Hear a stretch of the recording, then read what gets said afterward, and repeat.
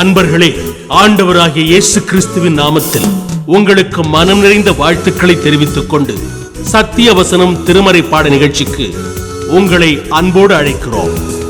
சத்திய வசனம், இது தேவனின் வசனம். நாம் சோர்ந்து போகையில் கரம் கொடுக்கும் நம் தேவனின் வசனம், நம் தேவனின் வசனம். அப்பொழுது சாமுவேல் தைலக்கொம்பை எடுத்து அவனை அவன் சகோதரர் நடுவிலே அபிஷேகம் பண்ணினான். அந்நாள் முதற்கொண்டு கர்த்தருடைய ஆவியானவர் தாவீதின் மேல் வந்து இறங்கியிருந்தார். சாமுவேல் எழுந்து ராமாவுக்கு போய்விட்டான். பிரியமானவர்களே, ஆண்டவராகிய இயேசு கிறிஸ்துவனுடைய புண்ணிய நாமத்தினாலே உங்களை நான் வாழ்த்துகிறேன். சத்தியவசன நிகழ்ச்சியை காண்கின்ற உங்கள் ஒவ்வொருவரையும் ஆண்டவர் ஆசீர்வதிப்பாராக. இந்த நிகழ்ச்சிக்காக நீங்கள் பிரார்த்தனை செய்யுங்கள். இந்த நிகழ்ச்சியை அநேகர் காணும்படியாக நீங்கள் உதவி செய்யுங்கள், பிரயாசப்படுங்கள். ஆண்டவர் உங்களுடைய ஒவ்வொரு காரியங்களிலும் கூட இருந்து இன்றைக்கு இருப்பது போல ஆயிரக்கணக்கான மடங்கு கர்த்தர் உங்களை தம்முடைய ராஜ்ய விருத்திக்காக பயன்படுத்துவாராக. சத்தியவசன ஊழியம் என்பது வசனத்தை நடுமையமாய் வைத்து ஆண்டவரை கனம் பண்ணுகிற ஒரு ஊழியமாகும். ஆகவே இந்த ஊழியங்களுக்காக பிரார்த்தனை செய்யுங்கள். இன்றைக்கு 1 சாமுவேல் 17ஆம் அதிகாரத்திலே கர்த்தருடைய ஆவியானவரால் அபிஷேகம் பண்ணப்பட்ட தாவீதை குறித்து நான் சொல்ல விரும்புகிறேன். 1 சாமுவேல் 16ஆம் அதிகாரத்திலே நீங்கள் வேதத்தை வாசிப்பீர்களானால் 13வது வாக்கியத்திலே சாமுவேல் தைல கொம்பை எடுத்து அவனை அவன் சகோதரர்கள் நடுவிலே அபிஷேகம் பண்ணினான். அந்நாள் முதற்கொண்டு கர்த்தருடைய ஆவியானவர் தாவீதின் மேல் வந்து இறங்கி இருந்தார். தற்காலத்திலே அபிஷேகம் என்கிற வார்த்தை எல்லா விசுவாசிகளின் வாழ்விலும் எல்லா ஊழியர்களின் வாழ்விலும் காணப்படுகிற ஒரு வார்த்தையாகும். எல்லார் நாவுகளிலும் பல தடவை பல முறை மக்கள் இதை பயன்படுத்துகிறார்கள். ஒரு 30-40 ஆண்டுகளுக்கு முன்பாக இந்த அபிஷேகம் என்கிற வார்த்தையானது 30-40 ஆண்டுகளுக்கு முன்பாக இந்த அபிஷேகம் என்கிற வார்த்தையை அநேகர் அதிகமாக பயன்படுத்தினதில்லை. பழைய ஏற்பாட்டை பாருங்கள், ராஜாக்கள் அபிஷேகம் பண்ணப்பட்டார்கள், ஆசாரியன் அபிஷேகம் பண்ணப்பட்டார், தீர்க்கதரிசிகள் அபிஷேகம் பண்ணப்பட்டார்கள். இங்கே பழைய ஏற்பாட்டிலே அபிஷேகம் என்கிற வார்த்தையானது அந்த பணிக்கு நியமிக்கப்பட்ட அந்த நிலையை குறித்து சொல்லப்படுகிறது. பிரியமானவர்களே, ஒரு திருச்சபையிலே ஒரு போதகர் ஒரு பேராயத்தினுடைய பேராயராக அங்கு அபிஷேகம் பண்ணப்படுகிறார் என்றால் அந்த பணிக்கு நியமிக்கப்படுகிறார் என்று பொருளாகும். ஆனால் தற்காலத்திலே அபிஷேகம் என்கிற அந்த வார்த்தையானது ஆவியானவரின் நிறைவே பெற்றவர்களுக்கும் ஆவியானவரால் ஆளப்பட்ட மக்களுக்கும் ஆவியானவரால் ஆளப்பட்டு நடத்தப்படுகிற மக்களாலும் அதிகமாக இது பயன்படுத்தப்படுகிற ஒரு வார்த்தையாக காணப்படுகிறது.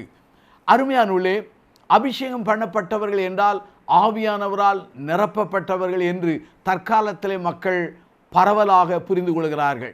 இந்த ஊழியன் அபிஷேகத்திலே நிறைந்திருக்கிறான் என்றால் ஆவியானவருடைய வல்லமையினால் சார்ந்திருக்கிறான், நிறைந்திருக்கிறான் என்று பொருளாகும். ஆகவே அருமையானவர்களே, இன்றைக்கு 1 சாமுவேல் 17ஆம் அதிகாரத்தை நாம் கற்றுக்கொள்ளப் போகிறோம். இந்த அதிகாரத்திற்கு நான் கொடுக்கிற ஒரு தலைப்பு அபிஷேகம் என்கிற அந்த தலைப்பிலே அந்த வார்த்தையை பயன்படுத்த விரும்புகிறேன். 4 முக்கியமான ஒரு கேரக்டர்ஸ், 4 முக்கியமான மனிதர்கள் இங்கே வருகிறார்கள். ஒரு மனிதன் கோலியாத், 2வது மனிதன் சவுல் ராஜா, 3வது மனிதர்கள் தாவீதினுடைய சகோதரர்கள், 4வதாக அங்கு தாவீது. இந்த 4 மனிதர்களை குறித்து இன்றைக்கு உங்களோடு கூட சொல்ல விரும்புகிறேன். முதல் மனிதன் கோலியாத். கோலியாத் யார்? பெலிஸ்தியரை சார்ந்தவர். அவனுடைய உயரம் எவ்வளவு என்று தெரியும். மகாபராக்கிரமசாலி. அவன் இஸ்ரவேல் ஜனங்களை அறைகூவல் விடுத்து அழைத்தான். உங்களில் ஒருவனை தெரிந்து கொள்ளுங்கள், அவன் என்னோடு போரிடட்டும். யார் ஜெயிக்கிறார்களோ அந்த ஜெயித்த நாட்டுக்கு மற்ற நாட்டினர் அடிமை என்று சொல்கிறார். இதை கண்டபோது சவுலும் மற்ற மக்களும் பயந்து கலங்குகிறார்கள். இதை நீண்ட காலமாக அவன் செய்து கொண்டே இருக்கிறார். ஏறக்குறைய 40 நாட்களாக அதை செய்து கொண்டிருக்கிறார். பிரியமானவர்களே, இந்த கோலியாத் அபிஷேகத்தை தூஷிக்கிறவன். கோலியாத்தை சாத்தானுக்கு ஒப்பிடலாம். ஏனென்றால் சாத்தான் தான் ஆண்டவருடைய ஜனங்களை நிந்திப்பான், குற்றம் சுமத்துவான். அதே போல இந்த கோலியாத் என்பவன் இஸ்ரவேலின் தேவனை அவன் பரியாசம் பண்ணினான். இஸ்ரவேல் மக்களை அவன் கேலி பண்ணினான். இஸ்ரவேல் மக்களுடைய தேவனை குறித்து அவன் பகிடி பண்ண ஆரம்பித்தான். ஆகவே அபிஷேகத்தை அவன் தூஷித்தவன். கர்த்தரை, கர்த்தருடைய வார்த்தையை, கர்த்தருடைய ஆவியானவரை, கர்த்தருடைய நாமத்தை, கர்த்தருடைய ஜனத்தை, கர்த்தரால் அபிஷேகம் பண்ணப்பட்ட ராஜாவை அவன் தூஷித்த ஒரு மனிதனாக காணப்படுகிறான். 1 சாமுவேல் 17ஆம் அதிகாரத்தை பாருங்கள். 10வது வாக்கியத்தை வாசிக்கிறேன். பின்னும் அந்த பெலிஸ்தியன், நான் இன்றைய தினம் இஸ்ரவேலுடைய சேனைகளை நிந்தித்தேன் என்று சொல்லுகிறான். ஆகவே கர்த்தரை நிந்தித்த ஒரு மனிதன். 1 சாமுவேல் 17:26 பாருங்கள். இந்த பெலிஸ்தியனை கொன்று இஸ்ரவேலுக்கு நேரிட்ட நிந்தையை நீக்கிறவனுக்கு என்ன செய்யப்படும் என்று சொல்கிறான். ஆகவே கோலியாத் என்பவன் சாத்தானுக்கு ஒப்பிடலாம். கோலியாத் என்பவன் அபிஷேகத்தை தூஷிக்கிறவனாக காணப்படுகிறான். இந்நாட்களிலே அநேகர் ஆண்டவரையும், ஆண்டவருடைய நாமத்தையும், ஆண்டவருடைய ஆவியானவரையும், ஆண்டவருடைய வரங்களையும், ஆண்டவருடைய ஊழியர்களையும் அவர்கள் தூஷித்து நிந்திக்கிற அநேக மக்களை நம்முடைய வாழ்க்கையிலே நாம் காண்கிறோம். அருமையானவர்களே, நான் பிரான்ஸுக்கு போனதில்லை. அதற்காக பிரான்ஸ் இல்லை என்று சொன்னால் என்னை போல ஒரு வடிகட்டின முட்டாள் யாரும் கிடையாது. இன்றைக்கு அநேகருக்கு சில அனுபவங்கள் கிடைக்கவில்லை, சில வரங்கள் கிடைக்கவில்லை என்பதற்காக இந்த வரங்கள் இல்லை, அந்த அனுபவங்கள் இல்லை என்று சொல்வது அது நல்ல ஒரு காரியம் அல்ல. இன்றைக்கு அநேகர் ஆவியானவருடைய வரங்களை, ஆவியானுடைய செயல்பாட்டை, ஆவியானுடைய கிரியைகளை அவர்கள் தங்களுடைய மனதிற்கு ஏற்றபடி அதை எண்ணிக்கொண்டு விமர்சிக்கிறார்கள். நான் சொல்கிறேன், ஆவியானவருக்கு விரோதமாக நாம் பாவம் செய்யாதபடி எச்சரிக்கையாக இருக்க அழைக்கப்படுகிறோம். நமக்கு புரிந்து கொள்ள முடியாத எத்தனை அனுபவங்கள் இருக்கிறது, அறிந்து கொள்ள முடியாத எத்தனை அனுபவங்கள் இருக்கிறது, நம்முடைய வாழ்க்கையில் ருசிக்காத எத்தனை அனுபவங்கள் இருக்கிறது, நம்முடைய வாழ்க்கையிலே காண முடியாத எத்தனையோ வல்லமையின் வரங்கள் இருக்கிறது. ஆனால் இவைகளை குறித்து நாம் விமர்சிக்க மிக தாமதமாக செயல்பட வேண்டும். எந்த வரங்களானாலும், எந்த அனுபவங்களானாலும், எந்த ஊழியமானாலும், எந்த கிரிகளானாலும் வசனத்தோடு அதை ஒப்பிட்டு பார்த்து அது அலசி ஆராயப்பட வேண்டும். வசனத்தோடு ஒப்பிட வேண்டும். வசனத்துக்கு ஒத்ததாக காணப்படுகிறதா என்பதை நாம் சிந்திக்க வேண்டும். எந்த ஒரு ஆவியானுடைய கிரியையாக இருந்தாலும், எந்த ஒரு ஊழியத்தினுடைய கிரியைகளாக இருந்தாலும் அது ஆவியின் கனியாகிய கலாத்தியர் 5:22க்கு ஒத்து வருகிறதா என்பதை நாம் சிந்திக்க வேண்டும். ஆகவே அருமையானவர்களே, ஆவியானவரை தூஷித்த அல்லது தேவனை தூஷித்த இந்த கோலியாத்தை போல நாம் மாறாதபடி எச்சரிக்கையாயிருப்போம். ஆகவே இந்த கோலியாத் என்பவன் தேவ ஜனத்துக்கு நேராக அறைகூவல் விட்டான், தேவ ஜனத்துக்கு நேராக சவால் விட்டான், தேவ ஜனத்துக்கு விரோதமாக அறைகூவல் இட்டு தேவ ஜனத்தை அவன் கலங்க பண்ணி கொண்டிருந்தான். அருமையாக இந்த செய்தியை கேட்டு கண்டு கொண்டிருக்கிற சகோதரனே, சகோதரிகளே, உங்கள் வாழ்க்கையிலே ஆண்டவருடைய அபிஷேகத்தை தூஷிக்கிறவளா சிந்தியுங்கள். இரண்டாவது என்னவென்றால், அபிஷேகத்தை இழந்தவன். 1 சாமுவேல் 17:11 பாருங்கள். கோலியாத்தை கண்டவுடனே சவுலும் இஸ்ரவேல் ஜனங்களும் நடுங்கி பயப்படுகிறார்கள். இந்த இடத்திலே சவுல் யார்? இஸ்ரவேலுக்கு முதல் ராஜா.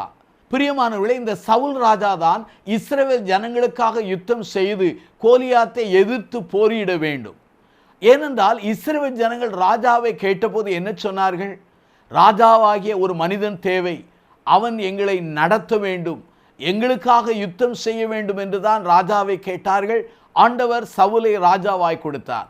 ஆனால் கோலியாத்தின் அறைகூவலை கேட்டபோது சவுலும் இஸ்ரவேல் ஜனங்களும் பயந்தார்கள். காரணம் என்ன?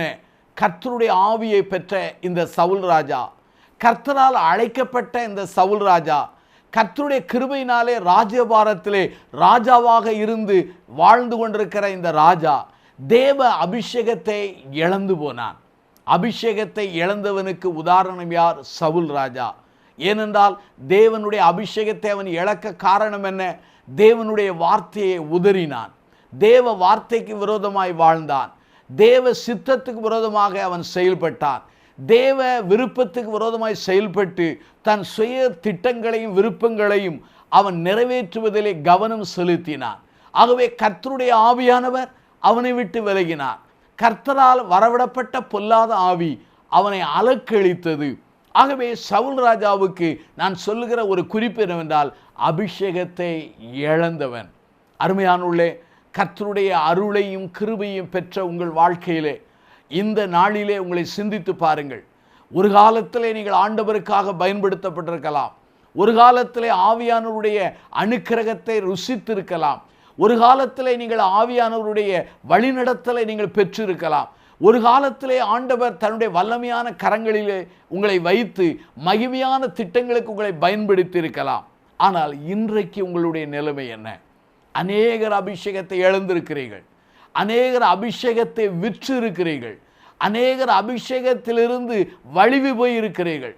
அநேகர் அபிஷேகத்தினுடைய வல்லமையை குறித்து அவர்கள் தவறாக விமர்சித்து அநேக கிருபையை இழந்திருக்கிறார்கள். ஆனால் சவுல் ராஜா இதைத்தான் செய்தான். ஆகவே கோலியாத் அபிஷேகத்தை தூஷித்தவன், சவுல் ராஜா அபிஷேகத்தை இழந்தவன். மூன்றாவது, 1 சாமுவேல் 17ஆம் அதிகாரத்தை எடுங்கள். இஸ்ரவேலின் ராஜாவாகிய சவுலோடு அநேகர் யுத்தத்துக்கு போனார்கள். யுத்தத்துக்கு போகிறவர்கள் திடீரென்று போகிறவர்கள் அல்ல. உங்களுக்கு நன்றாக தெரியும், எந்த நாட்டிலே இராணுவம் இருந்தாலும் யுத்தம் நடக்கும்போது அதற்கு முந்தின நாளிலே மக்களை அழைத்து யுத்தத்துக்கு வாருங்கள் என்று சொல்வதில்லை. ஏனால் யுத்தத்திற்கென்று இராணுவத்திற்கென்று ஆட்களை தேர்ந்தெடுத்து பயிற்சி கொடுத்து அவர்களை இராணுவத்துக்காக நியமனம் செய்து வைத்திருப்பார்கள். அவர்களுக்குத்தான் யுத்தம் செய்யும் முறைமை தெரியும், யுத்தத்துக்குரிய ஒழுங்குகள் தெரியும், யுத்தத்துக்குரிய பயிற்சிகளை அவர்கள் பெற்றவர்கள்.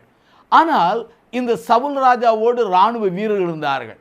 இந்த கூட்டத்தாரோடு யுத்தத்திலே நன்றாக பழக்கி வைக்கப்பட்ட அருமையான தாவீதினுடைய சகோதரர்கள் போயிருந்தார்கள். அந்த சகோதரர்களை பார்ப்பதற்காக தாவீதினுடைய தகப்பன் தாவீதை அந்த யுத்த களத்துக்கு அனுப்புகிறான். அந்த யுத்த களத்துக்கு வந்து பார்த்த தாவீதை தாவீதினுடைய சகோதரன் கண்டனம் பண்ணுகிறான், பகிடி பண்ணுகிறான், கேலி பண்ணுகிறான், கோபிக்கிறான். அவனுடைய அகங்காரம் என்று சொல்ல ஆரம்பிக்கிறான். அந்த அருமையான சமயத்திலே தாவீதின் சகோதரர்களை பற்றி சொல்கிறேன். இவர்களுக்கு யுத்தத்துக்குரிய பயிற்சி இருந்தது. ஆனால் ஆவியானவருடைய அனுக்கிரகமும் தேவ ஒத்தாசையும் அவர்களுக்கு இல்லை. ஆகவே பயிற்சி இருந்தது, ஆனால் ஆவியானவர் இல்லை. இன்றைக்கு அநேகருடைய வாழ்க்கையிலே ஆவியானவரை குறித்த வல்லமை இல்லை, ஆவியானவரின் ஆளுகை இல்லை, ஆவியானவரின் ஒத்தாசை இல்லை, ஆவியானவருடைய அனுக்கிரகம் இல்லை, ஆவியானவரால் ஆளப்படவில்லை. ஆனால் ஏராள பயிற்சி இருக்கிறது. இன்றைக்கி அநேகர் மூளையின் அறிவினாலும் ஊழியம் செய்யலாம். ஆனால் ஆண்டவரை அறிந்து கொண்ட அந்த அனுபவத்தின் மூலமாய் ஊழியம் செய்யும் பொழுது நம்முடைய வாழ்க்கையில் அந்த ஊழியம் மகிமை உள்ளதாக காணப்படும். நான் இவ்வாறு பேசுவதனாலே வேத கலாசாலைக்கு விரோதமாய் பேசுகிறேன் என்று யாரும் தவறாக எண்ண வேண்டாம். என்னுடைய குடும்பத்திலே பிறந்தவர்கள் அத்தனை பேருமே பைபிள் காலத்திலே படித்த நல்ல போதகர்கள். ஆனால் அந்த வேத கலாசாலையாகிய அந்த பயிற்சியை மாத்திரம் பெற்றுவிட்டு ஆண்டவரோடு உள்ள உறவு, ஆண்டவரோடு உள்ள ஐக்கியம், ஆண்டவருக்கென்று அர்ப்பணித்த அந்த நிலைப்பாடு, ஆவியானவரால் ஆளப்பட்ட உண்மை, தியாகம், ஜெபஜீவியம் இவையெல்லாம் இல்லாமல் இருந்து கொண்டு நம்முடைய மூளை அறிவினாலும் படிப்பினாலும் நம்முடைய பணியை செய்வோமானால் எந்த விசேஷித்த நல்விளைவுகள் வராது என்பதுதான் என்னுடைய எண்ணமாகும். ஆகவே வேத கலாசாலையிலே படிக்க வேண்டும். ஆனால் அதே சமயத்தில் ஆண்டவரோடு உறவு வேண்டும், ஆண்டவரின் ஆளுகையை பெற்றுக்கொள்ள வேண்டும், ஆண்டவருக்கென்று தங்களுடைய வாழ்க்கையிலே முதலிடம் கொடுக்க வேண்டும், ஆண்டவருக்கென்று வாழ வேண்டும், ஆண்டவரோடு தேவசமத்தில் உட்கார்ந்து ஆவியானவரே உம்முடைய திருவசனத்தின் வெளிச்சத்தை எங்களை கற்றுத்தாரும் என்று ஜெபிக்கிறவர்களாய் மாற வேண்டும். பிரியமானவர்களே, இந்த தாவீதின் சகோதரர்களிடத்திலே பயிற்சி இருந்தது, அபிஷேகம் இல்லை. ஆகவேதான் சூழ்நிலைகளை கண்டு அவர்கள் பயந்தார்கள், சூழ்நிலைகளை கண்டு தவறாக கணித்தார்கள், சூழ்நிலைகளிலே கண்டு தாவீதை அகங்காரம் பிடித்தவன் என்று கண்டனம் பண்ணினார்கள். காரணம் என்ன? அவர்கள் பயிற்சியை பெற்றிருந்தார்கள், யுத்தம் செய்யக்கூடிய முறைகளை அறிந்திருந்தார்கள், யுத்தத்துக்குரிய பயிற்சிகளை பெற்றிருந்தார்கள், ஆயுதங்களை எவ்வாறு கையாள வேண்டும் என்கிற நிலையை பெற்றிருந்தார்கள். ஆனால் ஆவியானவரின் அபிஷேகம் இல்லை, தேவனுடைய ஆளுகை இல்லை. 3 காரியங்களை சொன்னேன். 1, அபிஷேகத்தை தூஷித்தவன். 2வது, அபிஷேகத்தை இழந்தவன். 3வது, அபிஷேக பெறாத பயிற்சியோடு மாத்திரம் வாழ்ந்தவர்கள். 4வது யார் என்றால் தாவீது. தாவீது யார் என்று சொன்னால் தேவ ஆவியினால் ஆளப்பட்டவன். சாமுவேல் தைல கொம்பை வைத்து அவனை ராஜாவாய் அபிஷேகம் பண்ணின உடனே கர்த்தருடைய ஆவியானவர் அவன் மேல் வந்து இறங்கியிருந்தார். அன்று முதல் அவனை ஆவியானவர் நடத்த தொடங்குகிறார். ஆகவே கோலியாத்தின் அறைகூலை கண்டபோது அவனுக்குள்ளே இருந்த ஆவியானவர் அவனை தட்டி எழுப்புகிறார். வைராக்கியமாய் அவன் பேசுகிறான். பெலிஸ்தியன் ஆண்டவருக்கு முன்பாக எம்மாத்திரம் என்று சொன்னான். அவ்வளவு தூரம் தைரியமாய் பேசி அவன் ராஜாவுக்கு முன்பாக, மக்களுக்கு முன்பாக விசுவாசத்தை தட்டி எழுப்புகிறவனாய் மாத்திரமல்லாமல் அந்த கோலியாத்தை எதிர்த்து நிற்கக்கூடிய ஒரு தைரியம் நிறைந்தவனாய் காணப்பட்டான். காரணம் என்ன? இவன் அபிஷேகத்தை பெற்றவன் மாத்திரமல்ல, அபிஷேகத்தை தக்க வைத்து கொண்டவன். ஆகவேதான் இந்த மனிதன் மூலமாகத்தான் ஆண்டவர் பெரிய காரியங்களை செய்தார். 1 சாமுவேல் 17ஆம் அதிகாரத்தின் பின்பகுதியை நீங்கள் வாசித்து பாருங்கள். கோலியாத்தை சவுலால் ஜெயிக்க முடியவில்லை, கோலியாத்தை சவுலுடைய இராணுவ வீரர்களால் ஜெயிக்க முடியவில்லை, கோலியாத்தை தாவீதினுடைய சகோதரரால் ஜெயிக்க முடியவில்லை. ஆனால் கோலியாத்தை ஜெயித்தது யார் என்றால் தேவ ஆவியை பெற்று அதை தக்க வைத்து அதில் நிலைத்திருந்த தாவீது என்கிற அந்த சின்ன தாவீது கோலியாத்துக்கு முன்பாக நின்று அவன் அறையுள் விட்டு அந்த கோலியாத்தை கொல்லும்படியான ஒரு கிருபையை பெற்றான். அருமையான என் சகோதரனே, சகோதரிகளே, இந்த செய்தியை கேட்கும் பொழுது, காணும் பொழுது உங்களுடைய உள்ளத்திலே பல எண்ணங்கள் உருவாகலாம். 4 கேள்விகளை உங்கள் முன்னாலே வைக்கிறேன். அபிஷேகத்தை தூசிக்கிறவர்களா? அபிஷேகத்தை இழந்தவர்களா? அபிஷேகத்தை பெற்றுக்கொள்ளாமலே ஏதோ பயிற்சியிலே உங்கள் பணிகளை நடத்தி கொண்டிருக்கிறீர்களா? அல்லது அபிஷேகத்தை பெற்று அதிலே நிலைத்திருந்து அந்த அபிஷேகத்திலே திளைத்திருந்து ஆண்டவருக்காக பெரிய காரியங்களை செய்த இந்த சின்ன தாவீதை போல உங்கள் வாழ்க்கை காணப்படுகிறதா? தேவ பயத்தோடு தேவ வசனத்தின் அடிப்படையிலே சொல்கிறேன், நீங்கள் யாராக இருந்தாலும் சரி, ஆண்டவருக்கு விரோதமாய், ஆண்டவருடைய ஊழியர்களுக்கு விரோதமாய், ஆண்டவருடைய ஆவியானவருக்கு விரோதமாய் பேசாதிருங்கள். அப்படி பேசுவீர்களானால் கோலியாத்தை போல அபிஷேகத்துக்கு தூசிக்கிறவர்கள். மனிதர்கள் தவறு செய்யலாம், ஊழியர்கள் தவறு செய்யலாம். அப்படி தவறு செய்தால் ஆண்டவர் நின்று நியாயம் தீர்ப்பார். நியாயத்தை செய்கிற அந்த பணியை நாம் கையில் எடுக்க வேண்டாம். பழி வாங்கிறதும் பதில் அளிக்கிறதும் கர்த்தருடைய கையில் இருக்கிறது. கர்த்தர் கொடுத்த அபிஷேகத்தை எந்த சூழ்நிலையிலும் விற்று போடாதிருங்கள். அந்த அபிஷேகத்தை இழந்து விடாதிருங்கள். அபிஷேகத்தை பெற்று உங்கள் பயிற்சியோடு ஆண்டவருக்காக பெரிய காரியங்களை செய்யுங்கள். அபிஷேகத்தை பெற்ற நீங்கள் கடைசி பரிந்தும் அந்த அபிஷேகத்திலே நிலைத்திருந்து ஆண்டவர் உங்களுக்கு கொடுத்த ஸ்தானத்திலே அருளிலே நிலைத்து வாழ்வீர்களானால் சின்ன தாவீதை பயன்படுத்தின ஆண்டவர் உங்களை பயன்படுத்துவார். பிரார்த்தனை செய்வோமா? ஜீவனுள்ள பிதாவே, அபிஷேகத்தை பெற்றுக்கொள்ள வாஞ்சியாயிருக்கிற இந்த ஜனங்களுக்காக ஜெபிக்கிறோம். ஆண்டவரே, கோலியாத்தை போல அபிஷேகத்தை தூசிக்கிற மக்களை நீர் சந்திக்க வேண்டும் என்று நாங்கள் பிரார்த்தனை செய்கிறோம். பல சமயங்களில் அறிந்தோ அறியாமலோ நாங்களும் ஆண்டவரையும் ஆண்டவருடைய வல்லமையையும் நாங்கள் தவறாக விமர்சித்திருந்தால் எங்களை மன்னித்தருளும். அபிஷேகத்தை பெற்ற நாங்கள் சில சமயத்தில் அதை இழந்திருக்கிறோம். மறுபடியும் திரும்ப அந்த வல்லமையும் வலிமையும் எங்களுக்கு தார். ஆண்டவரே, அபிஷேகத்தை பெறாமலே எங்களுடைய மூளை அறிவிலே நாங்கள் எங்கள் பணியை செய்தால் எங்களை சந்தியும். ஆண்டவருடைய ஆவியானவருடைய வல்லமையை பெற்று அந்த அனுகிரகத்தின் பலத்தோடு பிரச்சனைகளை சந்தித்து ஜெயங்கொள்ளுவர்களாக எங்கள் ஜனங்களை மாற்றும். ஆண்டவரே, தாவீதை போல ஜனங்கள் ஒவ்வொருவரையும் மாற்றும், என்னை மாற்றும்.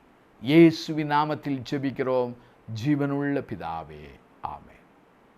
இந்த புத்தகம் பற்றிய விபரங்களுக்கு சத்திய வசனம் அலுவலகத்தை தொடர்பு கொள்ளவும்.